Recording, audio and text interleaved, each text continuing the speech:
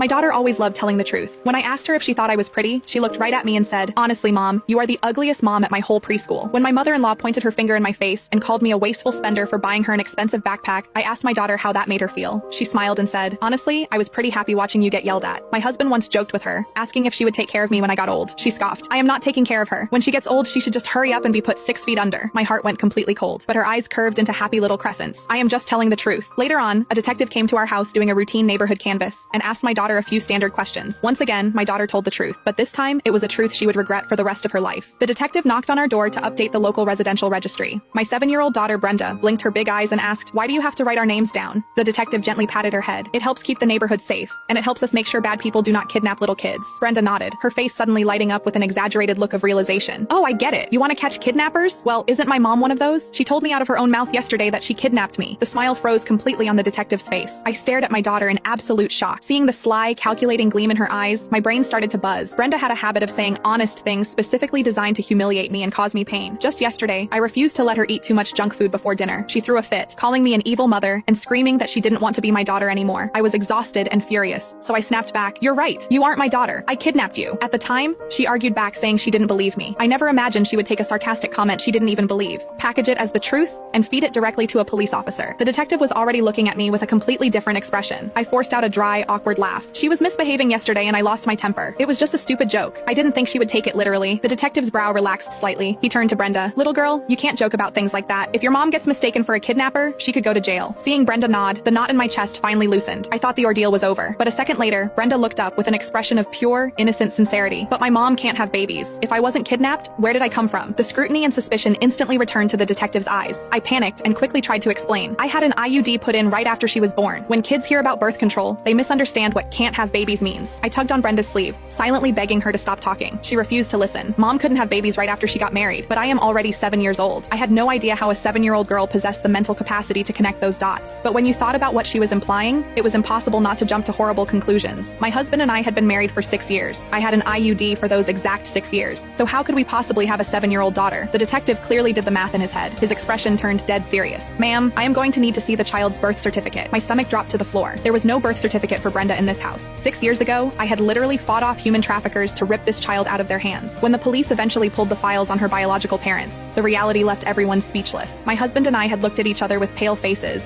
sharing the exact same thought. If we sent this poor baby back to her biological family, living with them would be a fate worse than death. We simply couldn't bear it. So we went through the system, adopted her, and raised her to this day. Brenda probably thought my angry comment yesterday was just a cruel joke, but she had no idea that the joke was actually the truth. The only reason we never told her was that we didn't want her to feel like an outsider in her own home.